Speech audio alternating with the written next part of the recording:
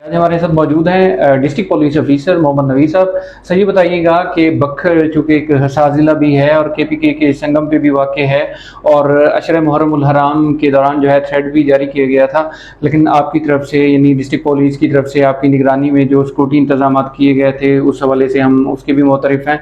तो ज़रा बताइएगा कि हमने ऐसी कौन सी स्ट्रैटेजी अपनाई थी कि इस थ्रेड के बावजूद जो है मतलब मुहर्रम उल हराम में जो है अमन की जो फ़िज़ा है बरकरार रही हैं। सबसे पहले तो मैं अल्लाह ताला का बहुत बहुत शुक्रगुजार हूँ कि ये मुहर्रम हमारा बड़े पुरअमन तरीके से गुजरा। उसके बाद जो है हमने मुहर्रम स्टार्ट होने से पहले जो हमारी कोर कमेटी है उसके साथ मीटिंग्स की, उसके बाद पीस कमेटी के जितने भी मेंबर्स हैं हमारे उनके साथ मीटिंग्स की, फिर होम डिपार्टमेंट की जितनी हमें इंस्ट्रक्शंस आई थी हमने उन सबको लेटर एंड स्पिरिट में इम्प्लीमेंट किया। मुहर्रम स्टार्ट होने से पहले ही जो पुलिस अपने स्पेसिफिक काम करती है वो बड़ी तंदही के साथ हमारी पूरी फोर्स ने down to the level of constable वो सर अंजाम दिए। जैसा कि आपने कहा कि भक्कर की अपनी सेंसिटिविटी है वो इसलिए डिफरेंट है। एक तो सेक्टेरियन हिस्ट्री है यहाँ की 2002 से स्टार्ट होती है 2015 तक जाती है। उसके बाद ये कि जो हमारा केपीके के साथ बॉर्डर है वो ऐसा नहीं है कि लैंड रूट्स हो, उसमें रिवराइन है वो सारा 130 किलोमीटर है। उस पर हमारी 3 रिवराइन पोस्ट हैं और मल्टीपल पतन हैं वहाँ पे जिसपे मूवमेंट होती है across the river between the residents of Bhakkar and ये खान। तो वो हम फर्स्ट मुहर्रम से उसको क्लोज कर देते हैं। उसके बाद जो दाजल हमारी पोस्ट है जो कि ब्रिज है उसके थ्रू क्रॉसिंग होती है इनटू केपीके, उसको भी हमने क्लोज किया फॉर 2 डेज ताकि कोई इस किस्म की मूवमेंट ना हो जिसमें कोई वीबीआईडी एक्सप्लोसिव जो होता है वो यहाँ पर मूव करे और कोई लार्ज पैमाने पर यहाँ पर तबाही हो सके। उसके बाद जो स्पेसिफिक हमें थ्रेट आया इंडिविजुअल से रिलेटेड उस पर हमने सर्च ऑपरेशंस किए जिसमें सराइस थे, होटल्स थे और लोगों से हमने बड़ी कोऑर्डिनेशन हमारी रही थ्रू आप जैसे चैनल्स थे उनके थ्रू हम अपना वीडियो मैसेज उनको भिजवाते थे कि कोई भी अगर नामालूम शख्स कोई सस्पिशियस चीज़ वो देखते हैं, कोई सस्पिशियस गाड़ी देखते हैं तो फौरी हमें इत्तला करें, जिसमें हमारे साथ आवाम का बड़ा ताउन रहा। नेक्स्ट उससे जो चीज़ थी वो ये थी कि कोई ऐसी वायलेशंस ना हो जिससे माशरे में इंतशार फैले। तो मैं बहुत शुक्रगुजार हूँ तमाम जो व्हाट्सएप जो चैनल चल रहे हैं यहाँ पर, जो व्हाट्सएप के ग्रुप चल रहे हैं, उन्होंने बड़ा अच्छा एक स्टेप लिया कि जो अपनी कम्युनिकेशन थी, जो एक्सेस थी मैसेजेस की, वो सिर्फ एडमिन लेवल तक रिस्ट्रिक्ट की, जिसकी वजह से इस बार हमारी वायलेशन बहुत ज़्यादा कम हुई हैं। अब जो नेक्स्ट चीज़ थी वो था फेसबुक और दूसरी चीज़ें जिसपे बड़े हमारे ग्रुप्स बने, हमारी जो इंटेलिजेंसीज थी, जो हमारे मीडिया के ग्रुप्स थे, हमारी अपनी टीम थी जिन्होंने साइबर पेट्रोलिंग की और कोई भी ऐसी चीज़ होती थी फौरी तौर पे हमें कन्वे करते थे जिसपे हम उस वायलेशन कंडक्ट करने वाले के खिलाफ जो कमिट करता था उस ऑफेंस को, उस पर हमने एक्शन लिया और डिटेंशंस करवाई। तो इससे बड़ा ही एक पॉजिटिव मैसेज गया कि कोई भी इस किस्म का अगर ऑफेंस कमिट करेगा, किसी भी फिरके के अफराद को वो हर्ट करेगा तो उसके खिलाफ गवर्नमेंट अपना एक्शन लेगी। फिर जितने लाइसेंस दारान थे उनके साथ हमारी मीटिंग हुई जिन्होंने बहुत हमारे साथ कोऑपरेट किया, टाइम पे अपने जुलूस को शुरू किया, टाइम पे ख़त्म किया, टाइम पे मजलिस स्टार्ट हुई, टाइम पे ख़त्म हुई। इसी तरह जो दूसरी तरफ अहले सुन्नत के जो उलमा कराम थे उन्होंने बड़ा ताउन किया और बड़े ज़ब्त का मुजाहरा किया और बड़े तरीके से सारी चीज़ें चलती रहीं।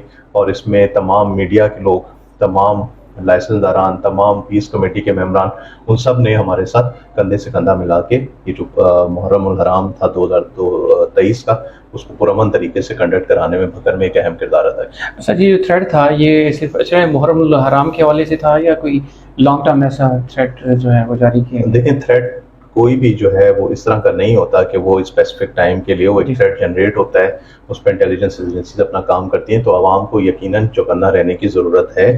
जितनी हमने हिदायत दी हैं वो हमारे साथ कोऑपरेट करते रहें। ये जब भी ये कभी भी मटेरियलाइज हो सकता है, ये नहीं होता कि ये स्पेसिफिक एक जगह का हो, कोई ना कोई इंटेलिजेंस एजेंसी इसको कैच करती है और वो फिर इसको कन्वे कर देती है। यकीनन भक्कर का नाम इसलिए बार बार आ रहा था कि ये बॉर्डर पे है, जियो स्ट्रेटेजिक लोकेशन ऐसी है कि केपीके से मिलता है, तो वहाँ से अगर कोई मूव कर जाए वहाँ पर सिक्योरिटी अरेंजमेंट ज़्यादा बहुत बेहतर थे केपीके गवर्नमेंट के। तो वो जो टेररिस्ट हैं वो ये कोशिश करते हैं कि वहाँ से निकले और ऐसी जगह पे जाएं जहाँ पर उनको मौका मिले। बाजोड़ में एक इंसिडेंट हुआ, आपने देखा कि चीज़ें वहाँ से ओरिजिनेट होती हैं, उस पर भी उनकी जितनी तफ्तीशी टीमें वो अपना काम कर रही हैं, यकीनन चीज़ें निकल के सामने आएंगी और उससे मज़ीद हम इसको कंट्रोल करने में कामयाब। अच्छा, पब्लिक और पुलिस जो रिलेशनशिप है वो किसी भी क्राइम के खात्मा के लिए बड़ा अहम किरदार अदा करता है। तो बतौर डिस्ट्रिक्ट पुलिस ऑफिसर ये जो पब्लिक पुलिस रिलेशनशिप है इस वजह से भी कोई ऐसी स्ट्रेटजी है, कोई प्लान है? देखिए मैंने तो पहले ही आपको जैसे बताया था कि हमने जो अपनी वर्किंग स्टार्ट की थी वो कोर कमेटी की मीटिंग के साथ स्टार्ट की थी, फिर उसके बाद पीस कमेटी के मेम्बरान के साथ की, हमने लाइसेंसदारों के साथ की, हमने मीडिया नुमाइंदगान के साथ की, हमने सोशल मीडिया पे अपने मैसेज दिए। तो हम जो क्रिमिनल्स के साथ डील करते हैं वो तो सिर्फ 1% होते हैं उस सोसाइटी का माशरे का हर 100 में से एक बंदा होता है कोई वो जो क्राइम कमिट करता है, बाकी 99 लोग तो ऐसे हैं कि जो कि आम लोग हैं जो माशरे में घूम फिर रहे हैं, उनका तो ताल्लुक पुलिस से बहुत कम होता है। और वो यही होता है कि हम जो भी कोई इस किस्म के प्रोग्राम होते हैं उनको कंडक्ट करवाने में उनके साथ कोऑर्डिनेट करते हैं। तो इसमें पीस कमेटी का बहुत इंपॉर्टेंट रोल होता है, सिटी पुलिस लाइजन कमेटी का बड़ा इंपॉर्टेंट रोल होता है, इसमें मीडिया का बड़ा इंपॉर्टेंट रोल होता है, जो माशरे का एक ओपिनियन सेट करती है कि स्टेट क्या करना चाह रही है और किस तरीके से चलना चाह रही है। तो इसमें मुहर्रम के हवाले से भी, क्राइम कंट्रोल के हवाले से भी, और इस टेररिस्ट जो है उससे नंबर आजमा होने के हवाले से भी, इवन मैं तो ये कहूँगा कि जो ट्रैफिक मैनेजमेंट है उसमें भी माशरे का बहुत इंपॉर्टेंट रोल है। तो उसमें हमारी कोऑर्डिनेशन है और हमारा बड़ा अच्छा इनके साथ लाइजन जा रहा है। अच्छा, छोटा सा सवाल है, आपके पास टाइम भी बड़ा शॉर्ट है, कि यहाँ जो शहरी एरिया में जो जराइम पेशा नाजिर के रूट स्टेप थे, वो अब जो है आहिस्ता आहिस्ता जो है वो देही इलाका जात में, खासतौर पे जो थल का इलाका है वहाँ पे जो है ये शिफ्ट हो रहे हैं। और आए रोज़ जो है चोरी डकैती या इस तरह की जो है वो देहाती लोग, आपको पता है सर वहाँ पे इतनी जो है वो वेपनाइजेशन भी नहीं होती, लेकिन अब जो है आए रोज़ ये इन वाक़यात में इजाफा हो रहा है। तो इस हवाले से भी सर कोई ऐसी स्ट्रेटजी है आपके पास? देखिए, सबसे पहले तो हमने जो स्टेप लिया वो ये कि किसी की भी FIR अनरजिस्टर्ड नहीं है। जी, जो भी हमें रिपोर्ट होती है, वो जो भी चैनल्स हैं, हमारे 15 का चैनल है, IG साहब का नंबर है 1787 है, हमारे यहाँ खुली कचहरी हो रही है, थानों में हो रही है, DSPs के ऑफिस में हो रही है, हम फौरी क्राइम को रजिस्टर कर रहे हैं। रजिस्ट्रेशन का मकसद यही है कि ये जो इस किस्म के अनासर हैं वो खुल के हमारे सामने आए। क्राइम हर जगह ही होता है और ये इनएविटेबल है, लाइफ डेथ। तो जो बंदे हैं जो चकूक में हैं या रूरल एरियाज में हैं, उसके लिए हमारी स्ट्रेटजी ये होती है कि हम वहाँ पर ठिकरी पहरा लगाते हैं अवाम के साथ मिलकर। अगर एक पुलिस वाला है तो 10 वहाँ के रेजिडेंट होते हैं जो चौकीदारे के निज़ाम को इस्टेब्लिश करते हैं। अब जो हमारे अर्बन एरियाज हैं वहाँ पर हम अपना जो कैमरास का सिस्टम है उसको ज़्यादा बेहतर तरीके से उस पर फोकस कर रहे हैं और उसको इम्प्लीमेंट करके हम उसको यहाँ पर चेक करेंगे। जितने हमारे चकूक हैं वहाँ पर भी हम अपनी पेट्रोलिंग बढ़ा रहे हैं, लोगों के साथ लाइजन बढ़ा रहे हैं, और जितने इस किस्म के एलिमेंट हैं उनको कैफरे किरदार तक पहुँचाएंगे। बहुत शुक्रिया।